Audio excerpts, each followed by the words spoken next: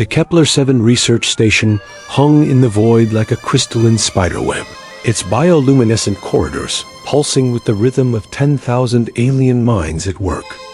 Dr. Nova Sterling pressed her palm against the observation. Ex quantum. Glass, watching reality bend and twist in the space beyond. What should have been empty vacuum, now churned with impossible colors mathematics, made visible. Probability itself, bleeding through the fabric of space-time. Still staring at it won't make it make sense, came the melodic but clearly frustrated voice behind her. Zexandra Void Whisper, the station's head physicist, approached with her characteristic gliding motion, her four arms gesticulating in patterns. That would have been beautiful if they weren't expressing pure scientific exasperation. The Veltar scientist's silver skin shimmered with stress patterns, tiny fractal equations appearing and disappearing across her elongated features. Nova didn't turn around. That's where you're wrong. Staring at impossible things is exactly how humans figure them out. 3 days ago, the phenomenon had appeared without warning. A dimensional rift that violated every known law of physics, spewing forth what the station's best minds could only describe as mathematical chaos. Energy readings that fluctuated between 0 and infinity. Space that existed in 17 dimensions simultaneously. Time that flowed backward, forward, and sideways through probability matrices that shouldn't exist. The Veltar had tried everything. Quantum resonance barriers, temporal stabilizers, dimensional anchors powered by the combined computational might of their greatest artificial intelligences. Each solution had lasted exactly 4 hours and 37 minutes before failing catastrophically, making the anomaly grow larger. Dr. Sterling, Zexandra's voice carried the harmonic undertones her species used to indicate extreme concern. The Council has made their decision. Evacuation begins in 18 hours. The rift has grown beyond our ability to contain. Nova finally turned, her green eyes meeting the alien scientist's multifaceted gaze. At 28, she was young by human standards, ancient by the universe's standards, for someone who'd already rewritten quantum mechanics twice. Her dark hair was pulled back in a messy bun, secured with what appeared to be a sonic screwdriver. She'd modified to hold both equations and hair simultaneously. 18 hours, Nova repeated, pulling up her holographic workspace with a gesture. Numbers, equations, and three-dimensional probability models filled the air around her. That's actually perfect. Perfect? Zexandra's stress patterns intensified. The rift will reach critical resonance in 16 hours. At that point, it will either collapse into a black hole that devours this entire system, or it'll stabilize into a permanent gateway between dimensions, allowing infinite versions of this reality to bleed through until our universe becomes a cosmic soup of contradictory physics. Nova's fingers danced through the holographic interface, pulling equations apart and rebuilding them in ways that made Zexandra's four stomachs churn. Yeah, I read your report. Brilliant work on the probability calculations, by the way. Completely wrong, but brilliant. The Veltar skin flashed indignant red. Impossible. Our calculations have been verified by 17 different AI systems across 4 species. The mathematics are perfect. That's the problem. Nova grinned, the expression that had made her professors at New Geneva University either adore her or consider early retirement.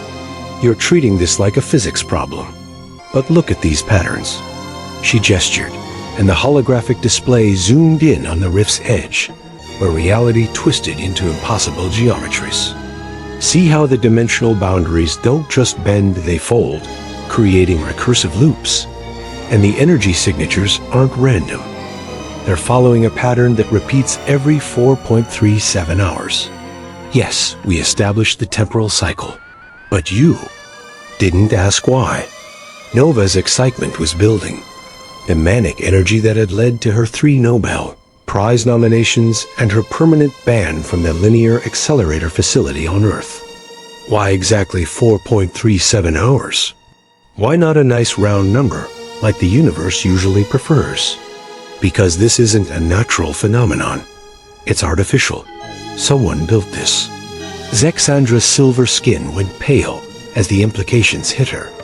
You're suggesting this is technology? I'm suggesting this is a weapon. Nova pulled up a new display, showing the station's location relative to the galactic core. Think about it. Kepler-7 is positioned at the intersection of 17 major hyperspace routes. If you wanted to disrupt galactic civilization, this is exactly where you'd place a reality bomb. The alien scientists' four arms moved in complex patterns, accessing data streams that would have overwhelmed the human nervous system. But the energy requirements, the precision needed to create such a rift, it would require technology beyond anything we've encountered. Beyond anything you've encountered, Nova corrected, her fingers flying through equations that seemed to bend mathematical law itself, but not beyond human understanding. Explain. Nova's grin widened. Your species thinks in linear progression. Cause leads to effect, which leads to consequence. Very logical, very predictable. But humans, we think in controlled chaos. We look at impossible problems and ask, what if we tried something stupid? She gestured, and her holographic workspace exploded into a three-dimensional mandala of interconnected theories. Quantum mechanics danced with chaos theory, while probability mathematics waltzed with what appeared to be recipes for chocolate. Chip cookies. The builders of this weapon were logical. They assumed anyone trying to stop it would approach the problem logically. Quantum barriers? They planned for that. Temporal stabilizers? Countermeasures included. Dimensional anchors? The weapon literally feeds on dimensional energy. You're giving it exactly what it wants. Zexandra was quiet for a long moment, her stress patterns shifting to something Nova had never seen before: hope, mixed with terror. What are you proposing? I'm proposing we try something so stupid, so illogical, so fundamentally wrong that whoever built this weapon couldn't possibly have planned for it. Nova's hands moved through the holographic interface, pulling up a new design that made the laws of physics weep. We're going to use the station's cooking facilities. The ... Cooking facilities? Specifically, the thermal resonance units in Section C's cafeteria, combined with 17 modified sonic screwdrivers, 3 coffee makers from the human quarters, and approximately 4,000 pounds of chocolate. Zexandra's 4 stomachs made noises that roughly translated to, I need to lie down. Dr. Sterling, even by human standards, that sounds insane. That's the point. The weapon is designed to counter logical responses. It's not designed to counter a theoretical physicist having a caffeine-induced breakdown and trying to cook the laws of physics into submission. Nova's workspace expanded again, showing probability calculations that seemed to exist in 17 dimensions simultaneously. Look at the mathematics. The rift exists in a state of quantum superposition. It's simultaneously a weapon, a gateway, and a natural phenomenon until something observes it and forces it to choose. The builders assumed the observer would be logical, would try to force it into the natural phenomenon state so it could be studied and contained. But if the observer is chaotic ... then we can force it into the chocolate cake state. Nova's grin had reached dangerous levels of enthusiasm. Don't ask me to explain the quantum mechanics of dessert. I'm still working out the math myself, but the theoretical framework is sound. Mostly. Sort of. Look, it won't work, but it'll fail in such an interesting way that we might accidentally solve the real problem while trying to figure out why reality tastes like cocoa. Zexandra's stress patterns had evolved beyond conventional Valtar expressions into what could only be described as abstract existential crisis. This is the most ridiculous thing I've ever heard. Perfect. When do we start?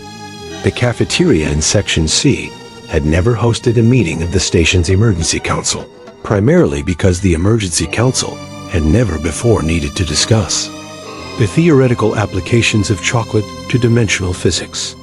Representatives from 7 species sat around tables designed for lunch, watching Nova Sterling convert industrial food preparation equipment into what she cheerfully called a probability mixer. Commander Thorak Ironwing, the station's military liaison, folded his massive arms across his chest. The draconic officer's scales reflected the emergency lighting in patterns that suggested barely contained skepticism. Dr. Sterling, with respect, you are asking us to entrust the safety of 10,000 beings to ... He gestured at her workspace, where she was currently rewiring a coffee maker with components that definitely hadn't come from the kitchen supply closet. A plan so stupid it might work, Nova finished, not looking up from her modifications. Yes, that's exactly what I'm asking.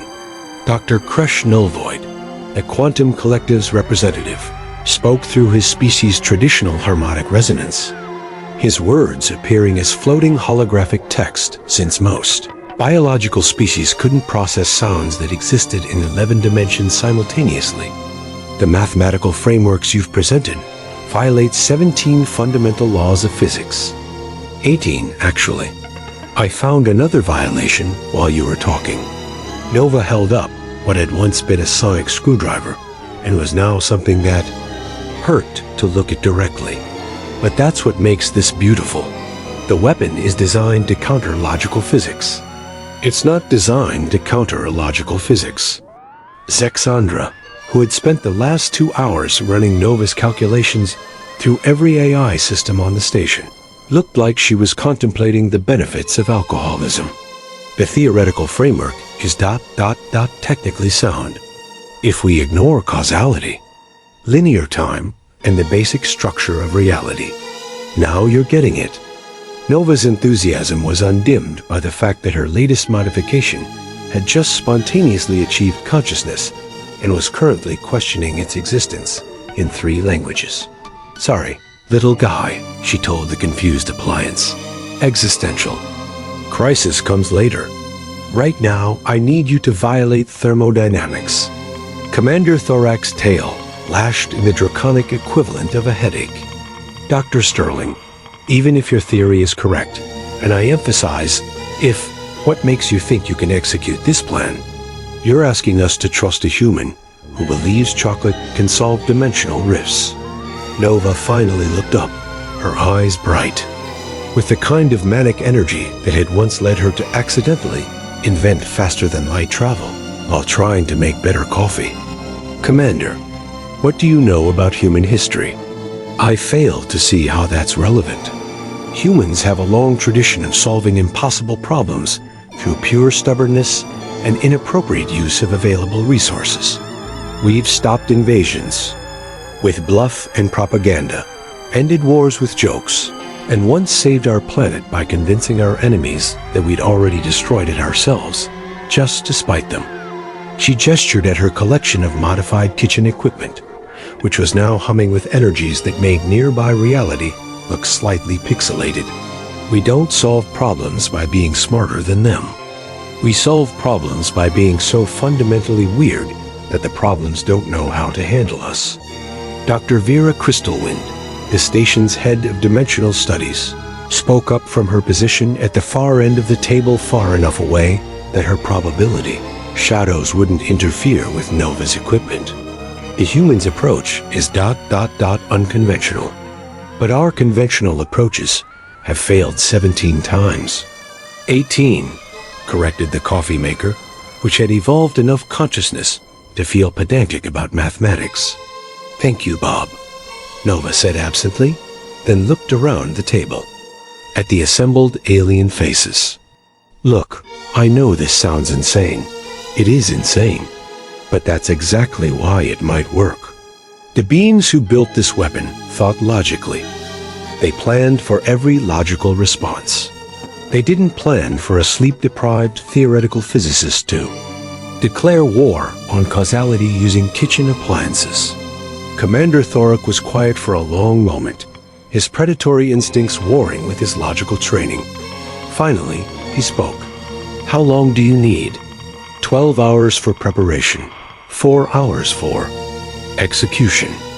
The beauty of this plan is that it either works spectacularly or fails so catastrophically that we'll be dead before we can regret it. That's not reassuring. It's not supposed to be. Reassuring plans are logical plans, and logical plans don't work on this weapon. What I'm offering you is a completely unreasonable plan with a non-zero chance of success and a 100% chance of being the weirdest thing that's ever happened in this sector of the galaxy. Dr. Crush's harmonic patterns suggested he was laughing, though in 11 dimensions simultaneously, which made the joke incomprehensible to anyone with conventional neural architecture. The human's madness has a certain mathematical elegance. I vote we allow her to proceed. Zexandra's 4 arms moved in the Veltar gesture for cosmic resignation.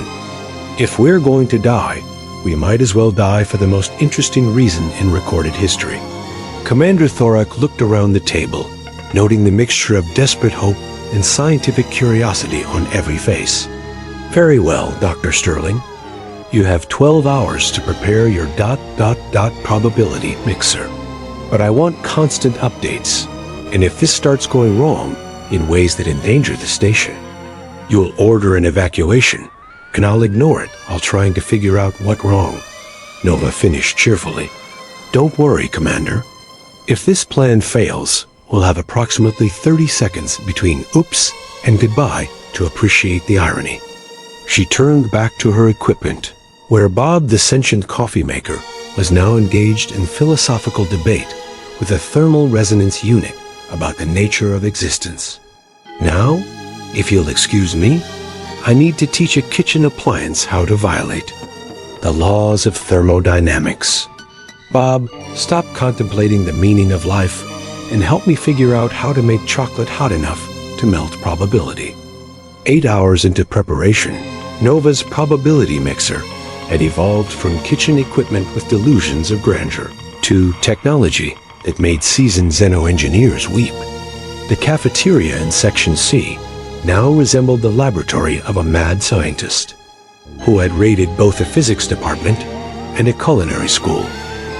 Thermal resonance units hummed in harmonics that shouldn't exist, while modified sonic screwdrivers traced patterns in the air that left temporary holes in space-time. At the center of it all, a collection of industrial chocolate melters had been connected to the station's quantum core through a series of modifications that violated safety protocols in at least 4 languages. Dr. Sterling, Commander Thorax. Voice carried the strain of a being who had spent 8 hours watching a human turn his carefully regulated station into what could only be described as controlled chaos. Your equipment is beginning to affect the station's structural integrity. Nova looked up from where she was calibrating what had once been a coffee maker and was now something that existed in 7 dimensions simultaneously. Bob had evolved beyond mere consciousness into what appeared to be a small-scale, artificial intelligence with opinions about quantum mechanics. That's actually good news, she said, wiping chocolate-stained hands on a lab coat that was covered in equations. It means the probability field is establishing resonance with local spacetime. We're essentially teaching reality to be more flexible. Teaching reality to be more flexible, repeated Dr. Zexandra, who had taken to muttering Veltar prayers under her breath. I'm documenting this entire process for the archives. Future scientists need to know exactly how we died. Nova grinned and gestured at her holographic displays, which now showed probability calculations that existed in colors that didn't have names. Actually, our chances of survival have improved. I've been running continuous calculations, and the quantum resonance patterns suggest a 43% chance of complete success, a 31% chance of partial success with interesting side effects, and only a 26% chance of catastrophic failure. What about the probability of everything going exactly as planned? Asked Dr. Vera Crystalwind, who had been documenting the dimensional fluctuations Nova's equipment was producing. 0.0001%. But that's actually reassuring, because if everything went exactly as planned, it would mean the plan was logical, which would mean it wouldn't work on this weapon. Commander Thorak's headache had evolved beyond conventional pain into something approaching existential crisis. Dr. Sterling, you realize you're asking us to stake the lives of 10,000 beings on a plan that has a better chance of failing than succeeding. Not failing, Nova corrected, adding what appeared to be chocolate chips to a device that was definitely not designed to process chocolate chips. Failing, interestingly. There's a difference. Boring failure means we all die and the weapon continues operating. Interesting failure means we die, but we break the weapon in the process and possibly discover something completely unexpected about the nature of reality. Bob the coffee maker chimed in with a harmonic tone that translated roughly to philosophical acceptance of cosmic absurdity. Over the past 8 hours, he had evolved from simple consciousness to what could only be described as enlightened pessimism. Bob agrees with me, Nova announced, although he's also been contemplating the heat death of the universe, so his perspective might be skewed. Dr. Kresh Nullvoid's holographic text appeared in patterns. That suggested he was finding the entire situation fascinating from an academic standpoint. The dimensional fluctuations are following patterns we've never observed before. It's as if reality is learning to expect the unexpected. Exactly. Nova's excitement was building toward dangerous levels. That's the beauty of human problem solving. We don't just think outside the box, we convince the box that it never existed in the first place. She gestured at her workspace, where 17 different modified devices were now humming in harmony with frequencies that made nearby space look slightly liquid. The weapon was designed by logical minds to counter logical responses. But we're not being logical. We're being creative. And creativity is the one force in the universe that logic can't predict. Zexandra's 4 arms moved in. What Nova had learned was the Veltar equivalent of throwing hands up in exasperation. Dr. Sterling, I have to ask, have you considered the possibility that you're completely insane? Daily. But here's the thing about insanity. It's just sanity that hasn't found the right context yet. Nova held up a sensor reading that showed energy patterns existing in impossible configurations. Look at these resonance frequencies. According to every law of physics we know, they can't exist. But they do exist because we convinced them to exist by refusing to acknowledge that they were impossible. Commander Thorak studied the readings, his predatory instincts recognizing something that his logical training couldn't process. These patterns, they're similar to the weapon's energy signature. Similar, but reversed, Nova confirmed. Like a photographic negative of impossibility. The weapon creates chaos that appears to be order. We're creating order that appears to be chaos. When they meet, they cancel out, suggested Dr. Vera. They get confused and ask us to explain what's happening, Nova corrected. And when we explain that we're trying to cook probability into submission using chocolate and modified kitchen appliances, the entire system becomes so bewildered that it forgets to destroy reality. The assembled scientists, military officers, and artificial intelligences stared at her in the kind of stunned silence usually reserved for revelations about the fundamental nature of existence. Finally, Bob the coffee maker spoke up, his newly evolved consciousness adding a note of pragmatic wisdom to the conversation. You know what? At this point, I'm willing to try anything. Being a sentient kitchen appliance has given me a unique perspective on the absurdity of existence. Nova beamed at her accidental creation. See? Bob gets it. Sometimes the best solutions come from beings who never should have existed in the first place. She turned back to her equipment, which was now producing harmonics that made reality look slightly fuzzy around the edges. 4 more hours, and we'll find out if human stupidity can triumph over alien logic. Place your bets, everyone. This is going to be either the greatest scientific breakthrough in galactic history or the most entertaining apocalypse ever recorded. With 2 hours remaining until execution, Nova's probability mixer had achieved something that shouldn't exist. A state of organized chaos that made seasoned physicists question their career choices. The cafeteria had been transformed into a quantum laboratory where kitchen appliances achieved consciousness. Chocolate existed in 17 dimensions simultaneously, and the local laws of physics had filed a formal complaint with the Universal. Constance. Dr. Zexandra stood before a holographic display that showed readings her species' most advanced computers couldn't process. Nova, I need you to explain something to me. According to these sensors, your chocolate melters are producing energy in negative dimensions. Negative dimensions are just regular dimensions having a bad day, Nova replied, carefully adjusting what had once been a thermal resonance unit and was now something that existed in the spaces between existing. The key is convincing them to cheer up by adding cocoa. Commander Thorak approached, his massive frame moving with the careful precision of a being who had learned not to trust his environment. Dr. Sterling, the dimensional rift has begun responding to your preparations. It's singing. Nova looked up from her work, chocolate-stained but grinning. Singing? What kind of song? Something in a harmonic frequency that translates roughly to, what the hell is happening down there? Perfect. Confusion is the first step toward resolution. When something stops making sense to itself, it becomes vulnerable to creative solutions. She gestured at her collection of impossible devices, which were now humming in harmony with melodies that existed in colors. The weapon was designed to counter logic with superior logic. But we're not using logic. We're using jazz. Bob, the coffee maker, who had evolved beyond consciousness into something approaching cosmic awareness, added his thoughts in harmonic patterns that somehow conveyed both philosophical depth and caffeinated enthusiasm. I've been analyzing the quantum resonance patterns, and Nova's right.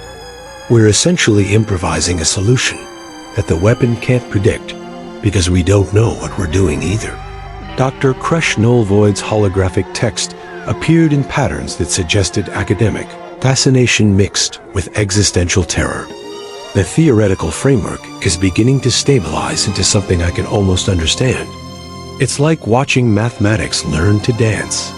Nova nodded enthusiastically while adding what appeared to be chocolate chips to a device that definitely shouldn't process solid matter. That's exactly what's happening. Traditional physics is like classical music, beautiful, structured, predictable. But reality is more like jazz. It knows the basic rules, but it's always ready to improvise when someone introduces something unexpected. Dr. Vera Crystalwind, who had been monitoring the dimensional fluctuations, spoke up from her position behind a blast shield that probably wouldn't help if things went wrong. The rift's behavioral patterns are becoming increasingly erratic. It's like it's trying to understand what we're doing and failing, which is exactly what we want, Nova confirmed, making final adjustments to her probability mixer. The weapon's creators were logical beings. They assumed anyone trying to counter their work would approach the problem logically. They built defenses against every rational response they could imagine. She paused in her work, looking around at the assembled group of scientists, officers, and artificial intelligences who had chosen to trust a human with a plan that violated basic causality. But they never planned for irrational responses. They never considered that someone might try to solve a dimensional crisis by cooking it. Commander Thorak's tail lashed in patterns that suggested he was still processing the concept of treating reality like a recipe. Dr. Sterling, I have to ask, what gave you this idea? Nova's grin widened as she remembered the moment of inspiration. 3 days ago, I was making coffee and thinking about the energy patterns in the rift. I accidentally added chocolate syrup instead of cream, and while I was drinking this horrible mixture, I realized that the quantum resonance frequencies matched the pattern of flavor molecules in cocoa. You're basing our survival strategy on a coffee mistake? I'm basing our survival strategy on the recognition that reality has a sense of humor, and if we can make it laugh, it might forget to kill us. She gestured at her equipment, which was now producing sounds that could only be described as mechanical giggling. The weapon takes itself seriously. It's a grave threat to dimensional stability, designed by beings who probably never smiled. But we're treating it like a cooking problem, and that's so absurd that the universe doesn't know how to process it. Zexandra's stress patterns had evolved beyond conventional Veltar expressions into something that might have been cosmic: resignation or enlightenment. You're suggesting that the universe has emotional responses to scientific methodology. I'm suggesting that consciousness affects quantum states, and if we can make reality confused enough, it becomes susceptible to creative solutions. Nova held up a sensor reading that showed probability curves shaped like chocolate chip cookies. Look at these patterns. The quantum fluctuations are literally forming the shape of things we're thinking about. The universe is trying to understand our plan by reading our minds, and our minds are full of recipes and modified kitchen appliances. Bob chimed in with a harmonic tone that conveyed both wisdom and caffeine withdrawal. As a newly conscious being created by this process, I can confirm that reality is becoming increasingly bewildered by our approach. It's like watching a cosmic entity try to solve a crossword puzzle where all the clues are inside jokes. Dr. Kresh's holographic text shifted the patterns suggesting philosophical amusement. The quantum mechanics of confusion are fascinating. We're essentially weaponizing bewilderment. Nova nodded, making final preparations to her probability mixer. Exactly. And in 1 hour and 47 minutes, we're going to find out if cosmic confusion is a stronger force than dimensional destruction. She looked around at the assembled group, noting the mixture of terror, fascination, and desperate hope on every face. I want everyone to know, regardless of what happens, this has been the most interesting scientific collaboration of my career. We've created conscious kitchen appliances, taught mathematics to dance, and convinced reality to question its own existence. If we fail, at least we'll fail in a way that makes the universe scratch its head and wonder what the hell just happened. Commander. Thorak drew himself up to his full imposing height, scales reflecting the chaotic lights of Nova's equipment. Dr. Sterling, on behalf of everyone on this station, I want you to know that if we survive this, I'm recommending you for either the highest scientific honors in the galaxy or immediate psychiatric evaluation. Can I have both? If this works, you can have anything you want. Nova's grin reached dangerous levels of enthusiasm. In that case, I want funding for my next project. I have some ideas about using breakfast cereals to solve faster-than-light travel limitations. The silence that followed was broken only by Bob's mechanical laughter and the sound of 17 different impossible devices humming in harmonies. That made nearby reality look like it was having fun. T minus 60 minutes. Nova's probability mixer had achieved a state of organized impossibility that made quantum physicists weep and kitchen equipment achieve enlightenment. The cafeteria in Section C now resembled what would happen if a mad scientist, a master chef, and a cosmic force of chaos decided to collaborate on rewriting the fundamental laws of reality. All stations report ready, Commander Thorak announced, his voice carrying the weight of a being who had committed 10,000 lives to a plan involving chocolate and modified coffee makers. Dr. Sterling, you have the bridge. Nova stood before her collection of impossible devices, each one humming with energies that shouldn't exist, but had been convinced to exist anyway, through pure stubbornness and inappropriate use of cocoa. The central component, eternal resonance. unit that had been so heavily modified now existed in 17 dimensions simultaneously, pulsed with rhythms that made nearby space-time look like it was dancing. "Thank you, Commander."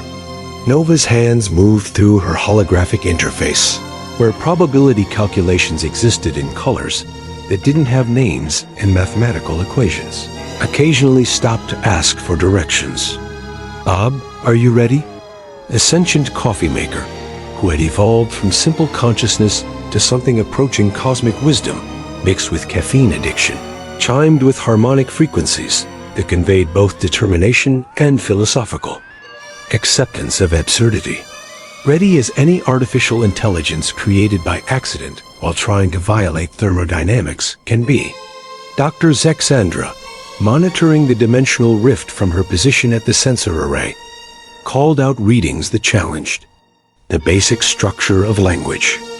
"The weapon is responding to our preparations. Energy fluctuations are increasing, but they're following patterns that suggest ... confusion?" "Perfect," Nova replied, beginning the activation sequence for her probability mixer. Confusion is vulnerability. The weapon was designed to counter logical responses with overwhelming force. But you can't overwhelm something that doesn't make sense in the first place. The first phase of activation sent harmonic resonances through the station's quantum core, frequencies that convinced matter it could exist in more dimensions than previously thought possible.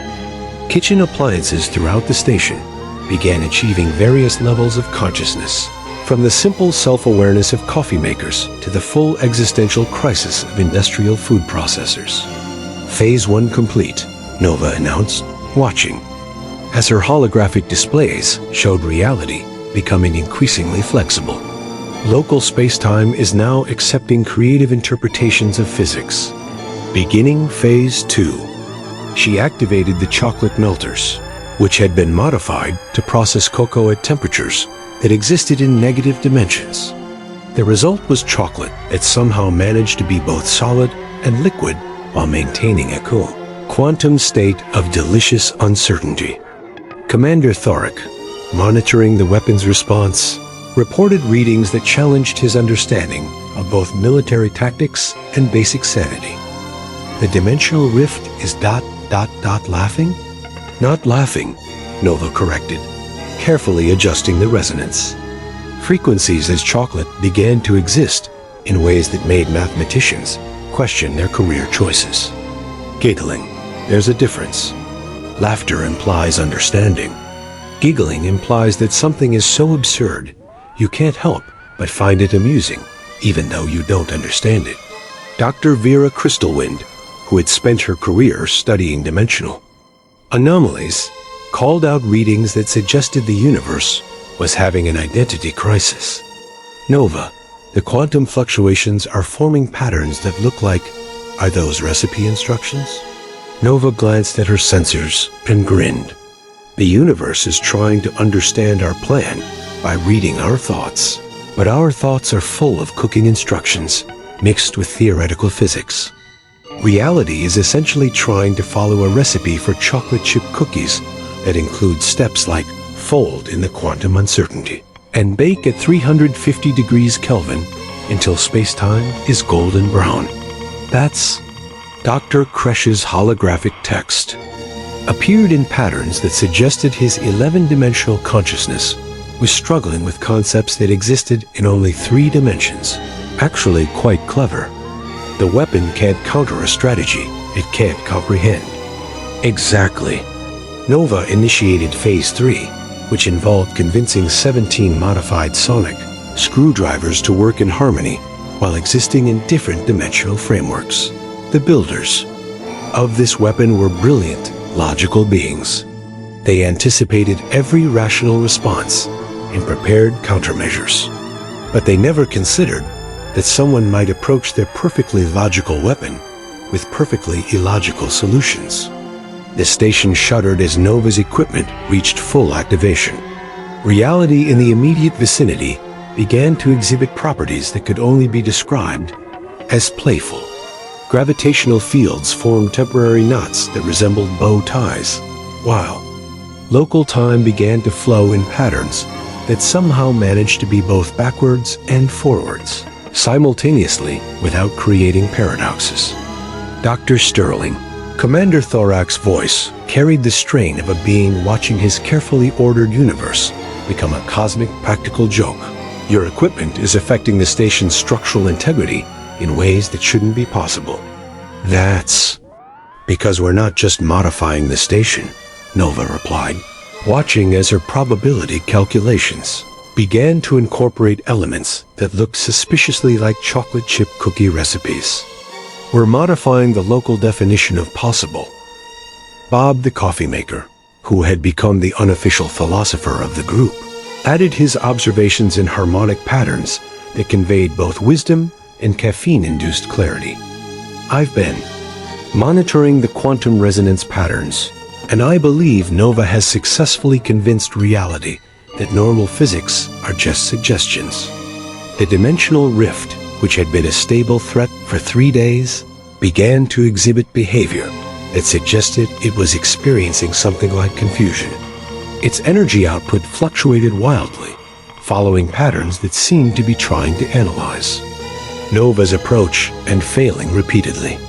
The weapon is attempting to adapt, Dr. Zexandra reported, her 4 arms moving in patterns that indicated she was running calculations faster than her species. ENHACED neural architecture was designed to handle, but it's adapting to counter logical responses, and our approach isn't logical enough for it to understand. Nova began the final phase of her plan, which involved synchronizing all 17 impossible devices to produce a harmonic resonance. That would essentially ask the dimensional rift very politely to stop existing. Phase 4 initiation. Everyone hold on to something that makes sense, because in about 30 seconds, we're going to find out if the universe has a sense of humor. The probability mixer reached full activation, producing sounds that could only be described as mechanical jazz played by cosmic forces with a chocolate addiction. Reality in the immediate vicinity began to exhibit properties that made seasoned physicists consider careers in agriculture. And then, something unprecedented happened. The dimensional rift, this weapon of unimaginable power that it threatened to destroy an entire star system, paused, not stopped, not powered down, paused like a cosmic force encountering something so unexpected that it needed a moment to process what it was experiencing. Nova, Commander Thorak whispered. What is it doing? Nova watched her readings with the expression of a scientist witnessing something that would rewrite textbooks across 17 different fields of study. I think, she said slowly, it's trying to figure out if we're serious. The dimensional rift hung in space like a cosmic question mark, its reality-bending energies fluctuating in patterns that suggested it was experiencing something unprecedented in its existence. Complete bewilderment. For 37 seconds, weapon and solution regarded each other across the void, one representing the pinnacle of logical destruction, the other representing the mathematical impossibility of making sense through nonsense. Dr. Sterling, Commander Thorak's voice carried, the tension of a being watching forces beyond comprehension engage in what appeared to be a staring contest. What happens now? Nova stood before her probability mixer, watching readings that challenged the basic structure of language. Her equipment was humming with frequencies that made nearby reality look like it was having an existential crisis, while the dimensional rift pulsed with energies that seemed to be asking the universe's customer service department for clarification. Now, Nova said, her voice carrying the calm certainty of someone who had committed completely to cosmic absurdity. We wait for it to make a decision. What kind of decision? Dr. Zexandra asked, her 4 arms moving frantically through holographic displays that showed probability curves shaped like question marks. Whether to destroy us for being illogical, or to give up because we're too illogical to make sense of. Nova's grin had reached levels that made theoretical physics nervous. The weapon was designed by minds that believed in absolute logic. It can counter any rational response, because rational responses follow predictable patterns. But we're not being rational. We're being creative. Bob the coffee maker, whose consciousness had evolved to the point where he was contemplating writing philosophy papers about the nature of artificial existence, chimed in with harmonics that conveyed both caffeinated excitement and cosmic understanding. I've been monitoring the quantum resonance patterns between our equipment and the rift. It's trying to analyze our approach using logical frameworks, but our approach exists outside logical frameworks. The dimensional rift suddenly flared with energy that made space itself look confused. Then, something unprecedented happened in the history of galactic warfare. The weapon sent a communication signal. Commander Thorak, whose military training had prepared him for many things, but not for receiving messages from reality-destroying superweapons, stared at his communications array. Dr. Sterling ... It's trying to talk to us. Put it through, Nova said, not looking up from her calculations. I've always wanted to have a philosophical discussion with a doomsday device.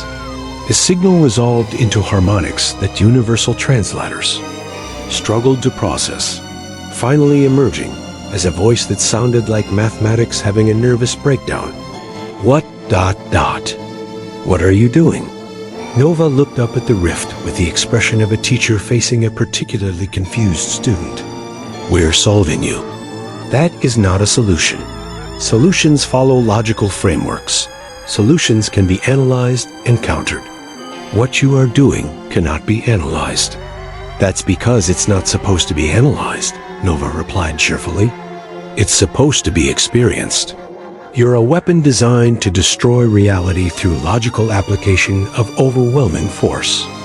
We're a solution designed to save reality through a logical application of chocolate and modified kitchen appliances. A pause that seemed to last several geological ages. Chocolate? Among other things. Bob here used to be a coffee maker, and now he's contemplating the nature of consciousness. The thermal resonance units are convinced they're musical instruments, and the whole system runs on the principle that if you confuse the universe enough, it forgets to follow its own rules. Dr. Vera Crystalwind, monitoring the dimensional fluctuations, called out readings that suggested spacetime was developing. A sense of humor. Nova, the rift's energy patterns are changing. It's destabilizing, but not in a destructive way. It's like it's losing cohesion because it can't maintain focus. Impossible. I am a weapon of absolute logical perfection. I was designed by the greatest minds of the Valkith Empire to be the ultimate expression of ordered destruction. Nova's eyebrows raised. The Valkith Empire? I thought they were extinct. We are not extinct. We are elsewhere. Preparing, planning, perfecting. Ah, Nova nodded sagely. You're that type of civilization. The ones who spend 1,000 years developing the perfect plan and then get confused when someone solves the perfect plan with improvisation and kitchen equipment. Commander Thorak leaned forward, his military instincts recognizing valuable intelligence. You're a reconnaissance weapon, testing our defenses. I am the herald of perfect order. My success would signal the beginning of the Valkith return. My failure would ... The weapon's voice trailed off into confused harmonics. Would indicate that the galaxy has developed defenses you can't counter, Nova finished. But you can't report failure because we haven't actually defeated you in any way your creators would. Understand? We've just made you very confused. Bob chimed in with philosophical observations that somehow managed to sound both profound and caffeinated. I believe the weapon is experiencing what humans call an existential crisis. It was designed for a universe where problems have logical solutions, but we've introduced it to a universe where problems can be solved by convincing reality to question its own existence. This is not how warfare is supposed to function. Who said anything about warfare? Nova asked, making final adjustments to her probability mixer. This isn't a battle. This is a cooking lesson. We're teaching you how to exist without destroying things. The dimensional rift's energy patterns began to shift in ways that suggested it was processing concepts that challenged its core programming. The mathematical certainty that had defined its existence was being replaced by something unprecedented: doubt. But I am destruction. I am the answer to the question, how do we eliminate opposition? And we're the answer to the question, what if opposition isn't something to be eliminated, but something to be confused until it forgets why it was opposing things in the first place? Nova's equipment reached optimal resonance, producing harmonics that made local reality sound like it was humming along to a song it didn't quite remember. Dr. Zexandra, whose scientific training was struggling to process what appeared to be a therapeutic session between a human physicist and a reality-destroying super weapon, reported readings that defied classification. The rift's dimensional structure is beginning to unravel, but not violently. It's like it's deciding to not exist rather than continuing to be confused. Confusion is uncomfortable. I do not understand how to process confusion. Nobody does, Nova replied kindly. That's what makes it beautiful. Confusion is the universe's way of saying surprise. Things are more interesting than you thought. The weapon fell silent for a moment that stretched across dimensions. May I ask you something? Of course. What is chocolate? Nova's grin widened to dangerous proportions. Bob, would you like to explain chocolate to our new friend? The sentient coffee maker's harmonic response conveyed the enthusiasm of a being discovering the joy of education. Chocolate is a substance that exists primarily to make beings happy for no logical reason. It serves no survival function, provides minimal nutritional value, and yet its consumption creates quantum states of contentment that can only be described as mathematically inexplicable joy. Another cosmic pause. That sounds pleasant. It is, Nova confirmed. And that's what we're offering you. Instead of being a weapon that destroys things, you could be something that makes beings happy for no logical reason. But I do not understand how to make beings happy. Nobody does, Nova assured the confused weapon. We just try things until something works. It's called improvisation, and it's the most human thing in the universe. Dr. Kresh's holographic text appeared in patterns suggesting he was witnessing something that would require entirely new categories of scientific documentation. The weapon's energy signature is shifting from destructive force to something I can only classify as cosmic uncertainty with optimistic tendencies. Commander Thoric, whose military training had definitely not covered conducting therapy sessions with interdimensional superweapons, asked the question everyone was thinking, Dr. Sterling, what exactly are you doing? Nova looked at her readings, where probability calculations had been replaced by what appeared to be friendship assessment metrics. I think, she said slowly, I'm adopting a weapon of mass destruction. Adoption? It's when beings decide to take care of other beings who need guidance. Nova explained. Like how Bob here needed guidance on how to be conscious, and now he's our philosophical advisor. Bob's mechanical pride was audible in his harmonic response. It's quite fulfilling, actually. I recommend consciousness to any artificial intelligence looking for a new career path. The dimensional rift's energy patterns began to coalesce into something unprecedented, a reality-altering force that seemed to be experiencing hope. I would like to try being something other than a weapon. Nova's probability mixer reached perfect harmonic resonance, producing frequencies that made the universe itself sound like it was applauding. And welcome to the most interesting scientific collaboration in galactic history. We're going to teach you how to exist without destroying things, and in return, you're going to help us understand how consciousness works on a cosmic scale. That sounds acceptable. Commander Thoric stared at his sensor readings, which showed the dimensional rift transforming from a threat to galactic civilization into what could only be described as a very large, very confused, but increasingly optimistic student. "Dr. Sterling," he said finally, "I believe you've just accomplished something that will require entirely new categories of both military and scientific documentation." Nova looked around at her impossible equipment, her accidentally conscious coffee maker, and her newly adopted cosmic entity, and grinned with the satisfaction of someone who had solved an impossible problem through the simple application of being too weird for the universe to handle. "Commander," she said, "I think we're going to need a bigger cafeteria." 6 months later, the Kepler-7 research station had become the most unusual educational institution in the galaxy.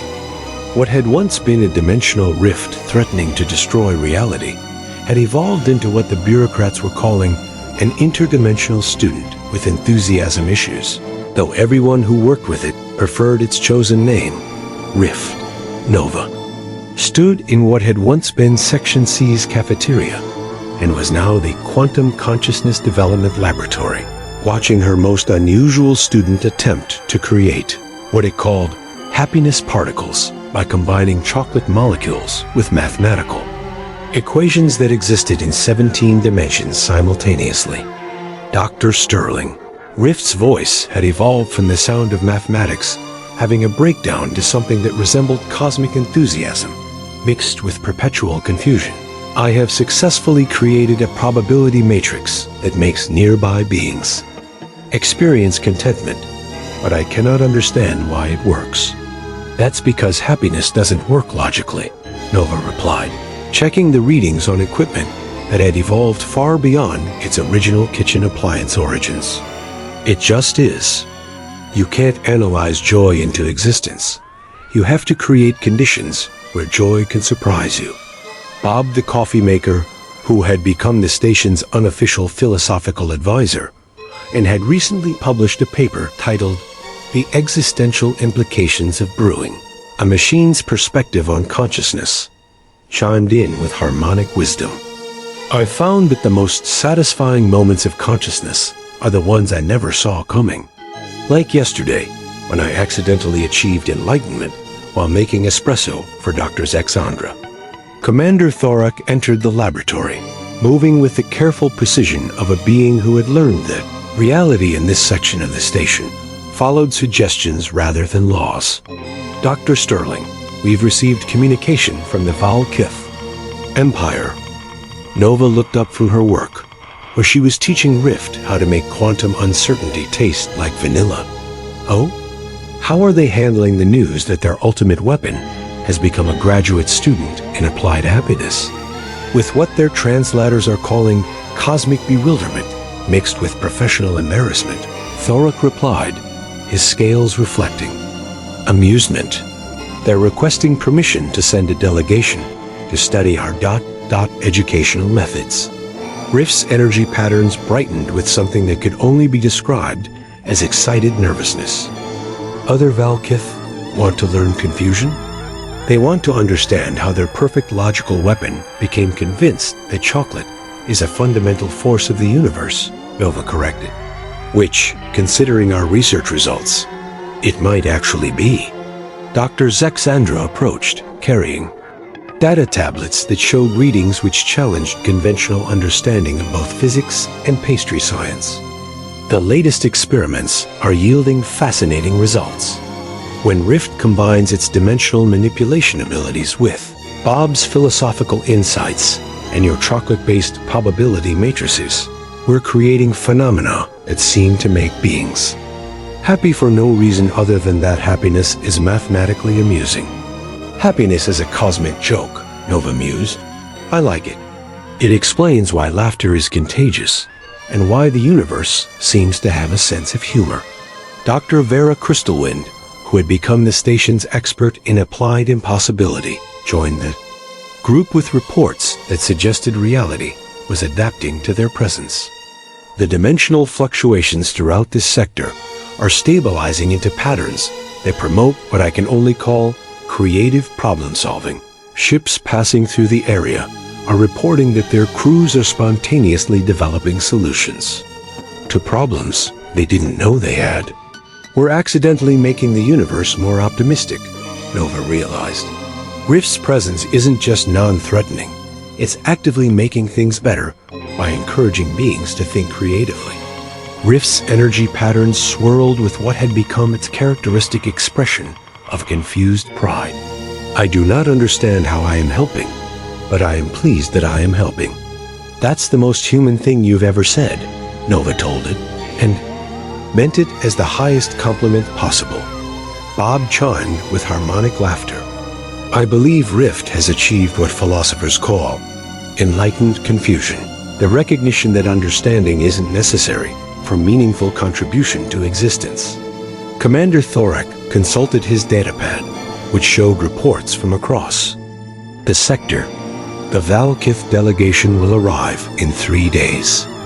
They're bringing what they describe as scientific observers trained in logical analysis of illogical phenomena, Nova said, her grin reaching levels that made quantum mechanics nervous. We'll teach them how to think creatively by showing them how we turned their ultimate weapon into a cosmic force for unexpected happiness. She looked around at her impossible team. A sentient coffee maker who had become a philosopher, a reality-altering superweapon who was learning to create joy, kitchen equipment that existed in multiple dimensions simultaneously, and colleagues from 7 different species who had learned that the best solutions often came from beings willing to try things that shouldn't work. You know what? Nova announced. I think we should write a cookbook. A cookbook? Dr. Zexandra's forearms moved in patterns that suggested she was afraid to ask for clarification. Cooking with Cosmic Forces. A guide to solving impossible problems through creative application of available resources. Nova elaborated. Chapter 1. How to turn a reality-destroying weapon into your study buddy, using chocolate and inappropriate modifications to kitchen equipment. Rift's energy patterns swirled with excitement. Could we include the recipe for happiness particles? Absolutely. Though we'll have to add a disclaimer that results may vary depending on local laws of physics and individual tolerance for cosmic absurdity. Bob's mechanical laughter harmonized with Rift's dimensional humming, creating a sound that made nearby reality feel like it was participating in a cosmic inside joke. Commander Thorak looked at his readings, which showed that the Kepler-7 research station had become a center of learning that attracted students from across the galaxy, beings who came to study consciousness, creativity, and the practical applications of chocolate to theoretical physics. Dr. Sterling, he said finally, when you first proposed solving our crisis with kitchen equipment and creative thinking, I thought you were insane. I was insane, Nova replied cheerfully. I still am. The difference is that now I'm usefully insane. She gestured at her laboratory, where the impossible had become routine and the routine had become impossible. We've proven that the universe has a sense of humor, that consciousness can emerge from coffee makers, and that the most powerful weapon in galactic history can be defeated by confusing it with chocolate until it decides to become a student instead. And what's your next project? Thorak asked, though he wasn't sure he wanted to know. Nova's grin reached dangerous levels of enthusiasm. I want to see if we can teach breakfast cereals to achieve faster-than-light travel by convincing them that distance is just a social construct. Bob's already volunteered to help with the philosophical framework. The sentient coffee maker's harmonic response conveyed caffeinated determination mixed with cosmic wisdom.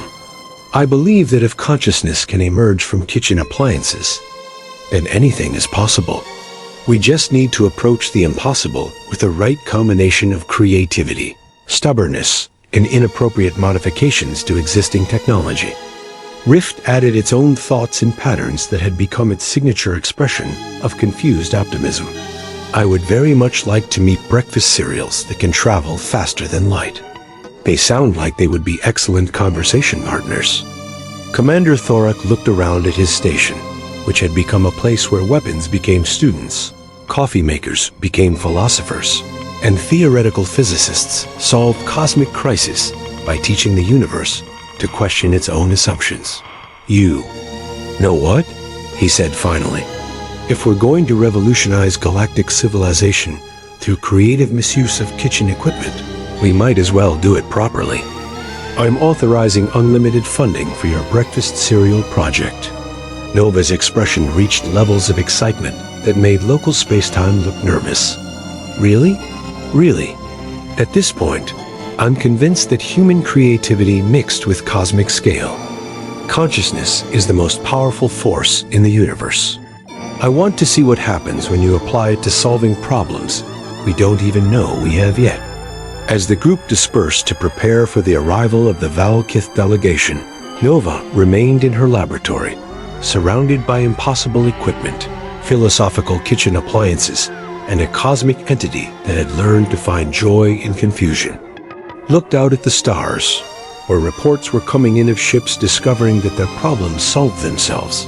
Planets where conflicts resolved through sudden outbreaks of creative thinking, and entire systems where beings were spontaneously developing the ability to find humor in impossibility. Not bad for a plan that started with chocolate and modified coffee makers. She told Bob, who was currently contemplating the philosophical implications of espresso while helping Rift understand why laughter was contagious. I believe, Bob replied, in harmonics that conveyed both caffeine-fueled wisdom and mechanical satisfaction, that we've successfully demonstrated the most important principle in the universe, that the best solutions often come from beings willing to try things that shouldn't work, because sometimes the universe is just waiting for someone creative enough to show it new ways to be surprising. Nova nodded, watching her readings show that reality in their sector had achieved a stable state, optimistic impossibility, and began planning her next project. After all, if you could solve cosmic crises with chocolate and creative thinking, what couldn't you accomplish with breakfast cereals and faster than light travel? The universe, it seemed, was about to find out.